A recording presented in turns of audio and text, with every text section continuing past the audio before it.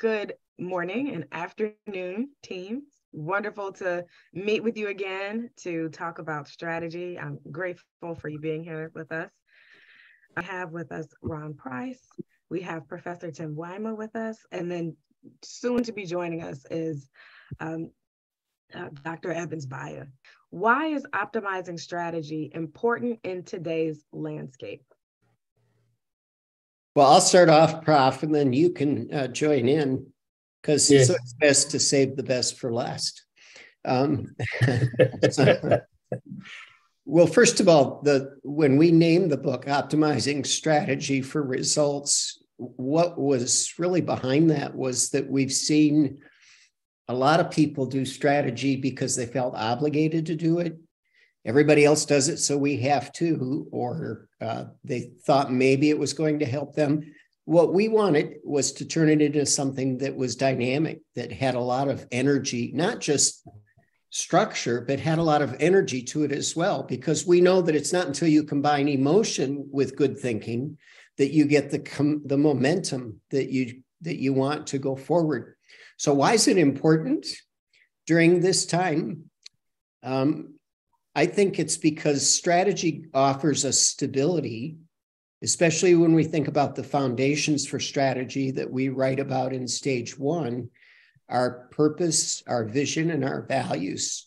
These give us stability no matter what's going on in the world around us, because they give us our compass. And yet it also gives us agility, because when you look at what we do in stages 2 through 6, there's the constant opportunity to adapt, the constant opportunity to adjust, but not to adjust who we are, but how we respond to our environment around us and how to optimize who we are to the environment around us. So from my point of view, it's so important in today's landscape because it gives us both of those components that we need, stability and at the same time, agility. Let me add that, first of all, strategy is an important element for success of any organization. And therefore, is an element, a critical element for success. It is important that you do a great strategy in terms of developing a strategy, but also executing that strategy. And one of the reasons why we wrote the book is we are dissatisfied with the results that many organizations were deriving from their strategy. And therefore, for us, optimizing strategy was meant, in addition to what Ron has mentioned, was meant to help organizations really achieve more results from their strategy. Very good. Ron, I like what you said about changing the environment, but bringing our authentic selves to the conversation. So what would you say are the most important elements of great strategy? You want to start, Prof, or do you want me to? I can start and then you pick it from there. I think I would link it to our foundation, the foundations of strategy, which is the purpose, the vision, and the core values of the organization. As Ron mentioned before, they give the stability to the organization, whether you are developing strategy or not. For me, that is one of the most important elements of strategy. But in the book, we also bring the important aspect of people. People are so critical in strategy that if you look at the book, almost in every stage, there is an aspect of people that we bring into life about strategy. I would pick those two elements. Yeah, I think Prof said it well. I would add that when we talk about people and their relationship to strategy, a lot of our focus is this awareness that people are different, people are unique, and people contribute to strategy in different ways. In the book, we identify 7 distinct stages in strategy and talk about the different skill sets or the different behavioral traits that help people excel in each of those stages. So somebody might be really great in the first couple stages of strategy, but they may not be that motivated, or they may not have all of the natural traits or skills necessary for stage 4 or stage 5. So we try to distinguish that everybody can contribute, but we contribute in different ways. I would say also that in my mind, the important elements of great strategy are first a clarity of your identity. And that goes back to the foundation that we talk about. Who are we? Why are we here? What, as an organization, what are we trying to accomplish? The second thing is the discipline of following through on commitments. A lot of people, when you say strategy, they think you're talking about a strategic plan, but a strategic plan is just one part of the overarching idea of being successful with strategy. So it's how do we navigate the discipline of making those commitments, and yet the flexibility of understanding when circumstances change that give us new opportunity or that might present new challenges. And then finally, I think the final element of great strategy is in the result. It's in the performance, the impact that you have. Did you actually perform at a better level, at a greater level, because of the work that you did in strategy? And ultimately, that's what justifies or validates a commitment to being disciplined about your identity and your plans, and the way that you go about executing your plans is, did you get better results? Did you optimize your results?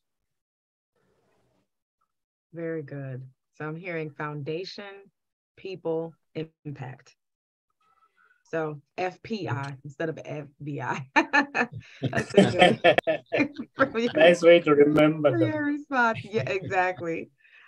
So Yes. tell me, which stage of strategy is outlined in the book requires the most collaboration and support? Ron, do you want to go first? Given your recent engagement.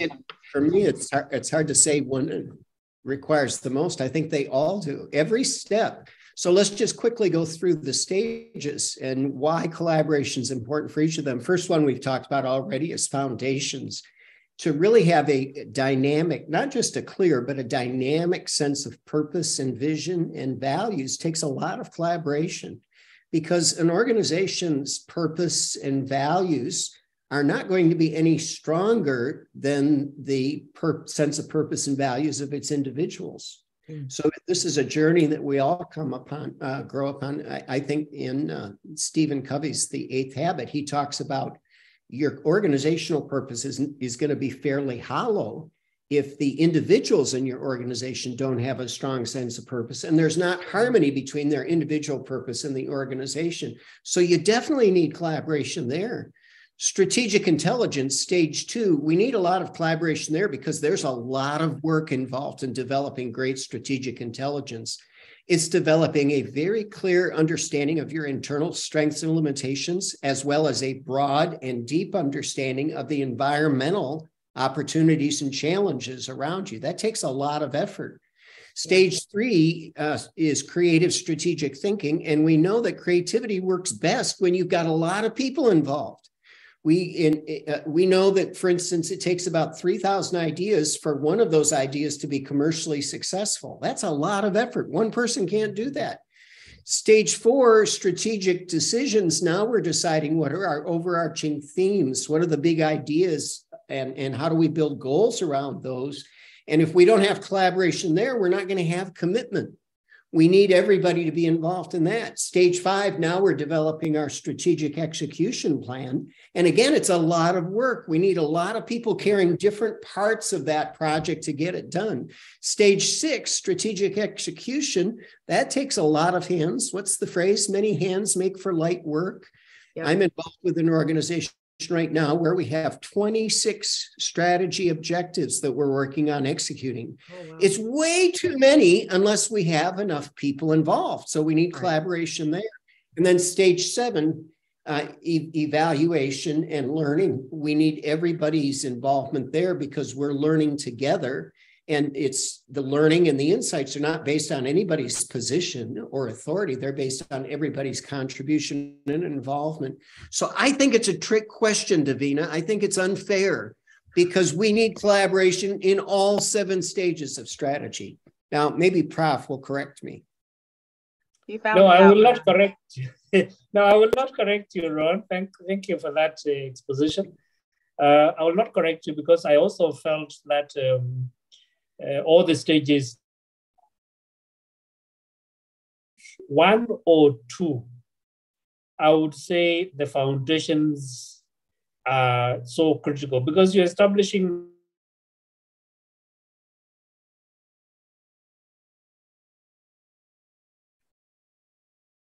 and the values of the organization. That really creates room for you to do everything else. And for me, that collaboration really determines what. Yeah, we've got Prof freezing up a little bit. Yep. While he's doing that, Prof, you froze up, but I'm going to demonstrate that stage 1 is getting the first button in the right hole. If you get the first button in the right hole, the rest of the shirt buttons up real nicely. But if you got the first button in the wrong hole, it doesn't matter what you do with the rest of the shirt. It's never going to look right. There you go, Ron. There you go. I like that illustration. I thought he was trying to strip. Oh my gosh, that's hilarious. Yes. Very good. Well, it was a little bit of a trick question, just because I wanted to hear the depth that collaboration and support had through each of the stages. So it was kind of asking a question to like pull that great information out of you. I was kind of getting my journalist on. What are the most common mistakes that leaders make when creating strategy, and how can they avoid them? Go ahead, Prof.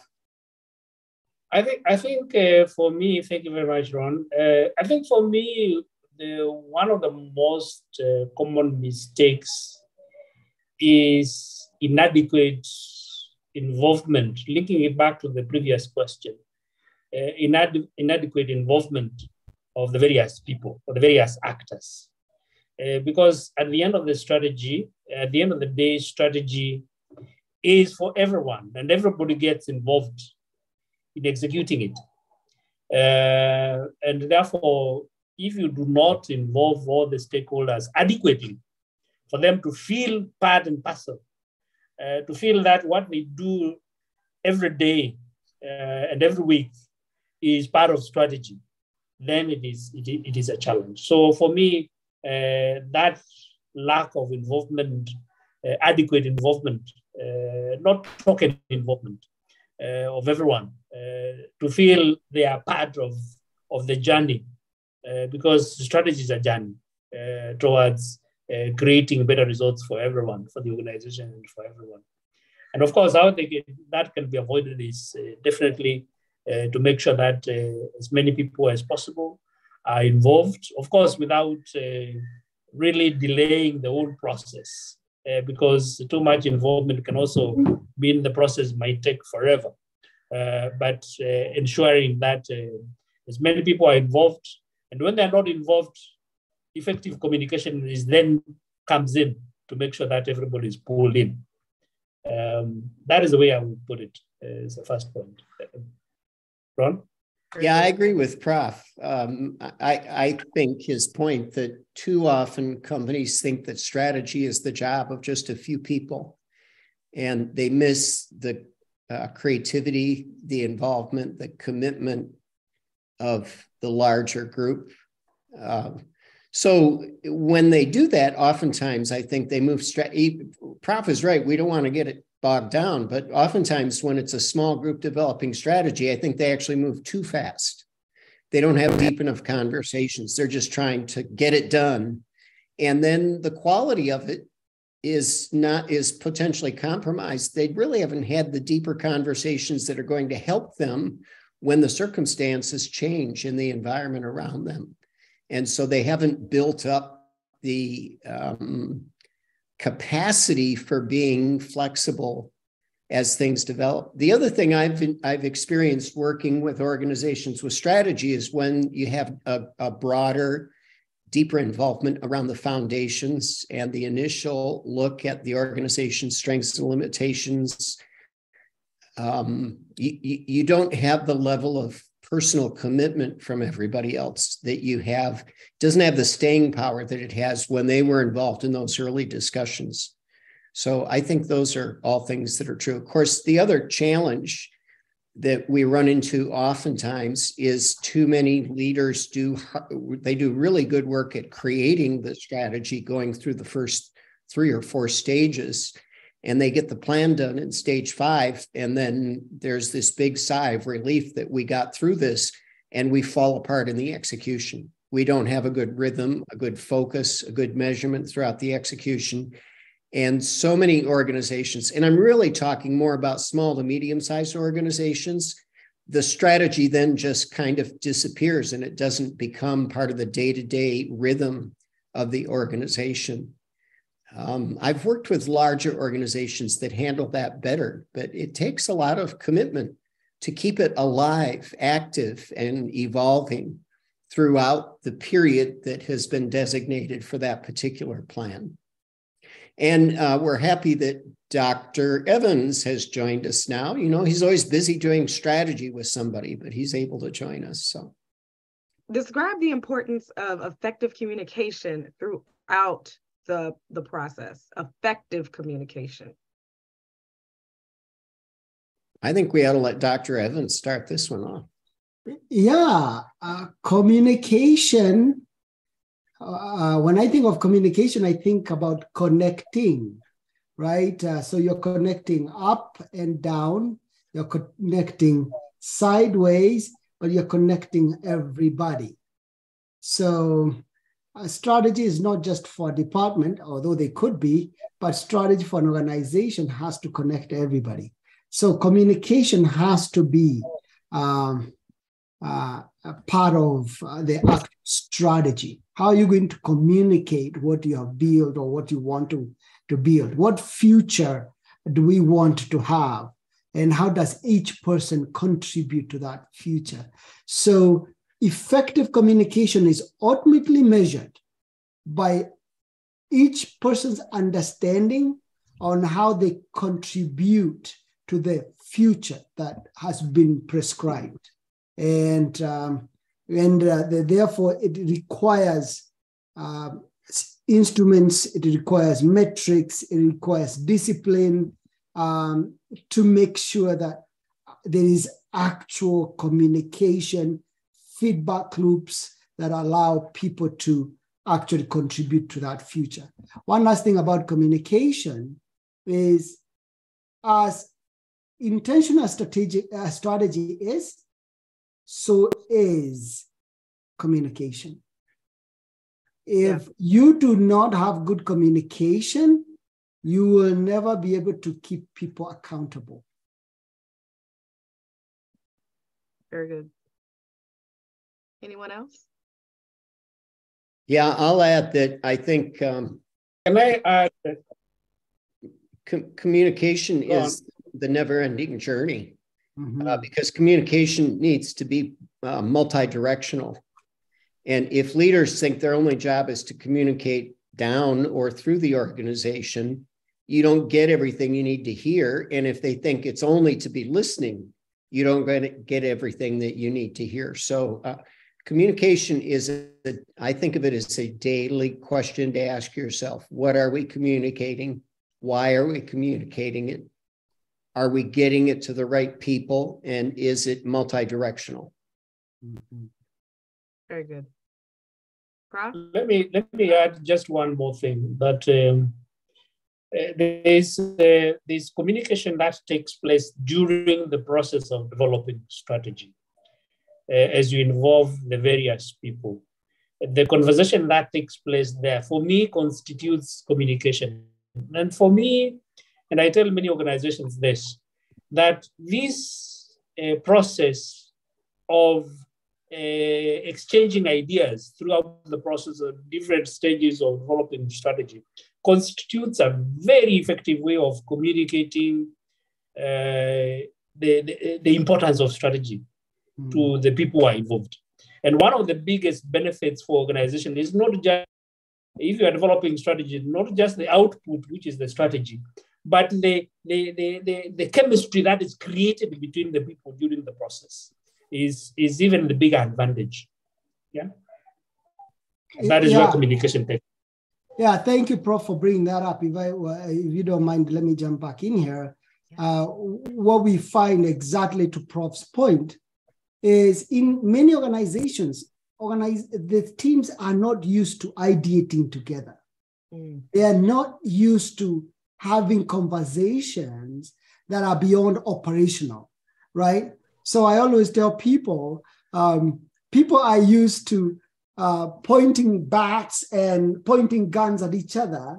But during this process, as Prof is saying, is we get a chance to bring candy and chocolate to each other through ideas.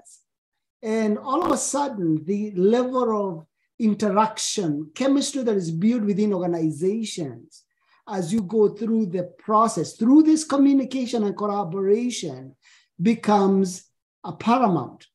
Now, what is the magic will even happen after now those teams go out to their teams and now they have to start doing execution, because now they can say, oh, I know who I can call in this department because he or she was part of that discussion, or that idea came from marketing, but I'm in sales or in operations. And that chemistry, going back to what Prof just said, becomes just invariable. So that communication during and then now carry over to execution. Very good. Very good. Thank you for providing that addition to us. Share 3 character traits leaders should have to lead and create sustainability. So a sustainable strategy. What 3 character traits should leaders have in order to do this effectively? So I'm very much involved in this right now because though I was more in an advisory role when we wrote the book, now I'm in a executive position of executing strategy. So this question really is clear to me the way I think about it. The 3 traits I think of that if we master these, they will really help us optimize strategy are, first of all, courage. You don't really need to do strategy if you're not trying to create something new. And so the first step is courage to step out and take the risk of failing. The second is humility. If you think you understand it all, then you're in trouble because it's never going to play out exactly the way you envision it when you first develop your ideas of where you're going. Where you're going maybe is consistent, but how you get there is going to require flexibility and humility. And humility is about the openness of not being the expert, but being more the student. And then the third thing is discipline. You really have to build rhythms of execution and review and monitoring. And that has to become a part of your normal work in order for you to keep moving in the right direction and being sensitive to the changing environment around you. So for me, if we can master courage, humility, and discipline, we're going to optimize strategy. Well said. Yeah. What Ron just said requires a commitment from the leader and the leaders in general. And sometimes it gets tiring for the leaders. So to have that sustainability and to make it sustainable, that discipline, that courage, this is where I encourage leaders to have an external help. Somebody once in a while to come in and look at the strategy, review it, give you input, allow you to get out of your day-to-day and actually look at it from a different level and a different review. And so to make that strategy sustainable, you need that extra set of eyes and ears. And of course, we all get tired, so we also need that as well. And organizationally, we get what I call strategy fatigue. Everybody's trying to execute this strategy so badly that sometimes you actually miss other data points that are coming along that could be strategic in nature. And so having somebody from outside look at it, that is really, really a powerful intervention for sustainability. And again, that has to be inbuilt as part of the execution very early on. And the last part of that is when we were working on the book, there was an assessment, this strategy review assessment. And it's important that an organization runs that assessment periodically to see how they are performing, maybe once a year, if not less, more often than that. But anyways, once a year is healthy because you will be able to look at the results in a quarterly fashion. But yeah, so that is another tool that you can use. But again, you're too close to it. So you may need someone else to actually review that data with you. Very good. I think I cannot add anything to what my two co-authors have said. Thank you. Then you get the next question. Yes. So you can start with the next one, which is, as practitioners of great strategy, what advice do you have for companies that are rebuilding their strategy or creating one for the first time? Thank you very much, Davina. I would actually link it back to what Evans has just said, that when you are building strategy, whether it is the first time or reviewing strategy, one of the first things to realize is that you need external help.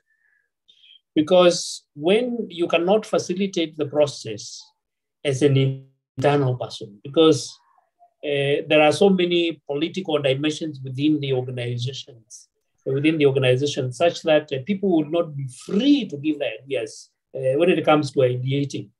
And therefore, people will respond depending on who it is who is facilitating. If you are very knowledgeable, people will say, but he knows it all. My idea will not be useful. But if you have somebody else from outside, then they help everybody to come out in their true colors and give their ideas and put them on the table. So me, the most important thing is to get help from outside in terms of facilitation of the process. Over to you guys.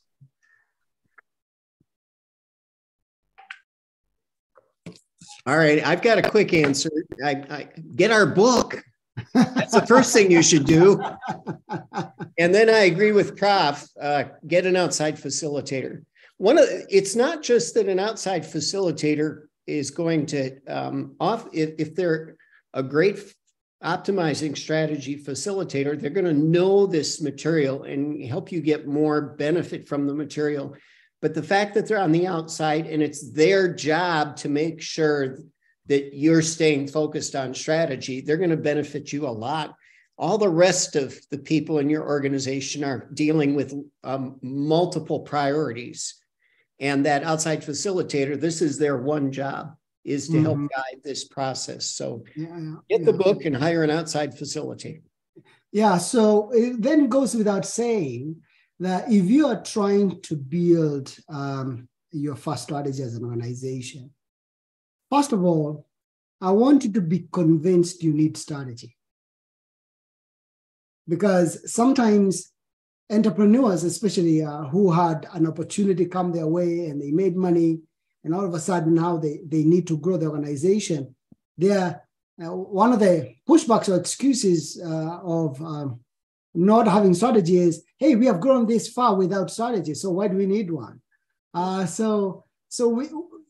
want you to prepare why you need strategy.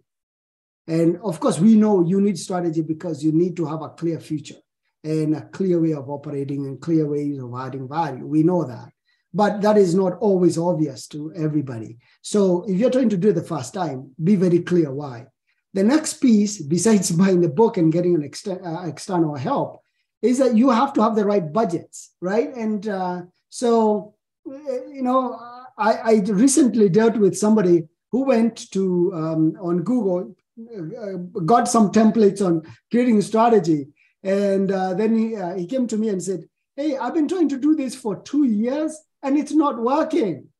And so can you help me?" And I said, "How much more? How much money do you have?" "I don't think I have a budget yet." "Okay, fine. Go figure that out first," right? So because it is a commitment to your future. So if you are preparing to do strategy, make sure that you have budgets. And the last piece is, going back to the earlier conversation, you need to make all the key and as many people available for the process. So strategy is not about sacrificing operations. Because there's some people who come to those meetings and you go, when can we get it done so that I can go back to my sales calls, or because I need to go hire somebody, whatever it is.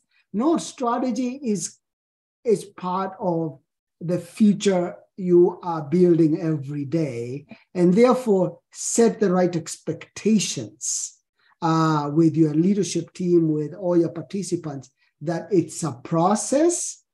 It costs, and they need to be engaged. So set the right discipline, and in addition to the other suggestions that my co-authors have already suggested. Yeah, I want to change my answer to what Evan said. Very good. It did pack a punch, didn't it? Yeah. Good stuff, Evans. Thank you. What is the main takeaway for readers that they can apply today, right now? Maybe I get started by saying that one of the reasons why we wrote this book is to really simplify the concept of strategy. Mm-hmm. And therefore, for me, the takeaway is that strategy is not that complicated concept. Strategy is simple, and we have simplified it in the book. It is a process. It is not an event. It is a process. That is important. For me, that is a takeaway. And the other takeaway is that strategy must really produce results at the end of the day. Results is at the center of all this. And that's why results are in the title of the book. Mm-hmm. Okay. I think my response to that would be that the main takeaway of the book is that people plus process equals performance. And we outline strategy as a easy to understand and follow process, people as the unique ingredient that helps to breathe life into that and bring wisdom and clarity to it. And when you combine those together in a knowledgeable way, you're going to end up with performance, which is why we titled the book the way that we did. So you can summarize that P plus P equals P, but that is not mathematical. Well, maybe we call it P plus P equals P squared. or P to the power of X. There you go. Okay, that's a good one. That's an amazing one from Ron. And my one takeaway from the book is that results don't come without clear intentions.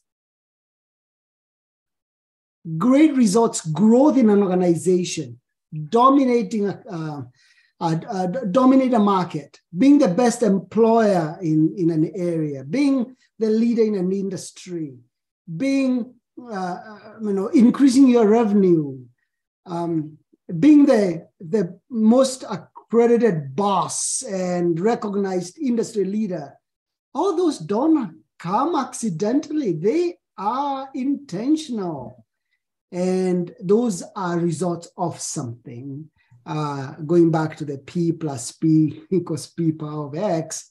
And therefore, if you really want to have a different future, you must be strategic, period. What have you learned through the process of writing this book?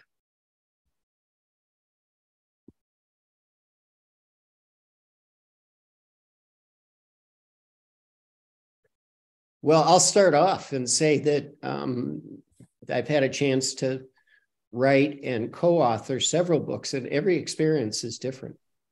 There are no two that have been the same.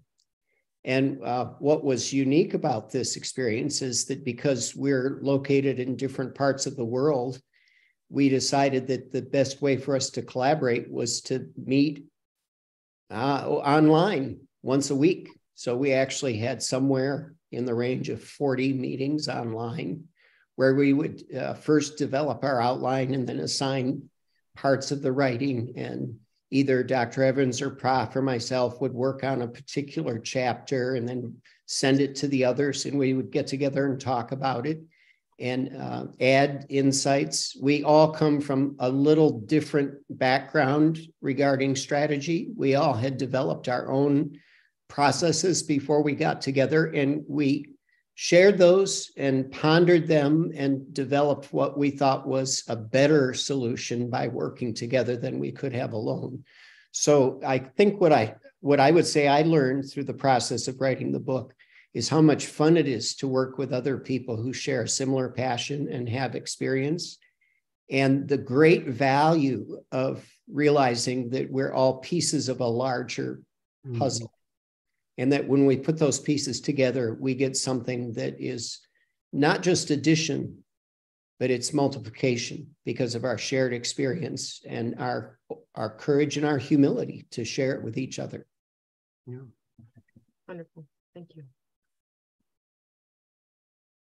Anyone else? Well, I could also, I was thinking along the same lines. The fun, it was a lot of fun during the process of writing the book. And therefore, one didn't feel actually they were writing a book. I always looked forward to the meeting on Fridays because I knew it was going to be a lot of laughter because it was fun. But I would add that we synergized in terms of our knowledge, and we created a whole that is greater than the sum of its parts in terms of our knowledge that we came with. Yeah, it was a lot of fun. The key is, yes, we had a clear purpose. We knew we wanted to get a book out, and that book had specific objectives and needed to be simple, all those elements that our Prof mentioned earlier. The other part of writing this book that was really helpful, and again, it's part of this experience, is the structure. Both the structure on how you do it, but also the structure of the content, and having the customer in mind throughout this really helped us come up with the 7-stage structure, because we knew exactly what the objective was. There was a structure to it that led to the overall output. And so I don't think I'll ever write a book again without that structure. That was very, very helpful, because you're already thinking about the customer, the reader at the end, and what you want them to do. And then these great men would come up with ideas and add to that structure and give content to the 7 stages. And there was a lot more that we could have discussed, a lot more we could have put, but there was always the voice of the customer, which was part of the initiative, was part of the objective. And my co-authors, we always used to go back to that and say, hey, is this necessary? Is it what would make it easy for somebody to execute? So having that structure and having collaborators who are keeping you accountable to that structure, we really practiced the P plus P equals P to the power of X. That was a lot of fun. The laughter and the funny videos, which I hope they will never come out. But I have them in the vaults. I have videos of almost every one of our meetings. Yep. Very good. So my very last question is, after reading the book, what's the next step that people should take? I think the later can finish it off. He knows this subject very well. Evans.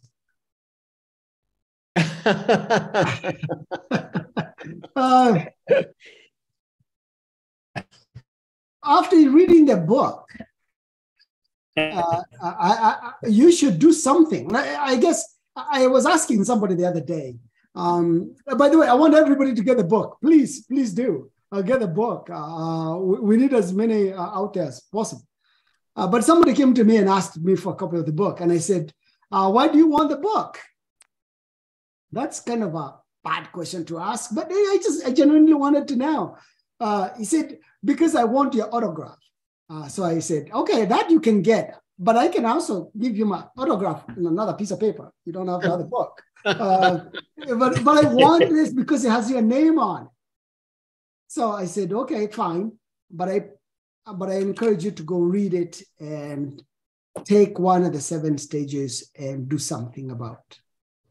So we want to encourage people when they take this book. It's a very structured, easy to read approach. Look at yourself, even personally. The 7 stages still apply to your life. The 7 stages still applies to your business and to your organization you work for, or the business you're starting. Think about where each of these stages, they are also standalone, although they actually interrelate. But there's an area you can learn. You can pick something. You can pick something on how to do analysis. You can pick on how to do learning and collaboration and communication, how to do monitoring. You can look at how to do planning. You can look at how to look at options. So there are a lot of tools in this book. Pick a few, practice, get value out of it. It will be more than, the return is much higher than the value of the book.